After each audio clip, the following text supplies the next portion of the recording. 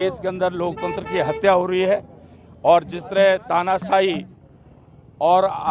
अघोषित रूप से आज आपातकाल जैसी परिस्थितियां पूरे देश के अंदर बन गई हैं। लोगों के जो देश का डॉक्टर अंबेडकर जी ने जो देश का संविधान बनाया था,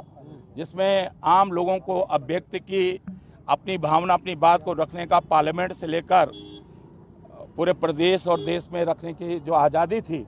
आज अघोषित रूप से आपातकाल की जैसी परिस्थितियां बन गई हैं। 2019 में एक राजनीतिक बयान के आधार पर जिस तरह सोची समझी साजिश के तहत माननीय राहुल गांधी जी के सदस्यता समाप्त की गई, ये निश्चित रूप से इस देश के अंदर लोकतंत्र की हत्या है। इस देश के अंदर विपक्ष की आवाज़ को, आम जनता की आवाज़ को, नौजवान, महिलाओं, किसानों की आवाज़ को जो राहुल गांधी जी भ्रष्टाचार के मुद्दे पे, चाहे अडानी का मुद्दा हो, चाहे माननीय प्रधानमंत्री जी के जो उनके साथ अडानी जी के साथ संबंध है, जिन्होंने देश को लूट लिया है, उन मुद्दों पर जब देश के पार्लियामेंट में राहुल गांधी जी तीखे प्रहार कर रहे थे, तीखी बातें कर रहे थे, उससे निश्चित रूप से कहीं ना कहीं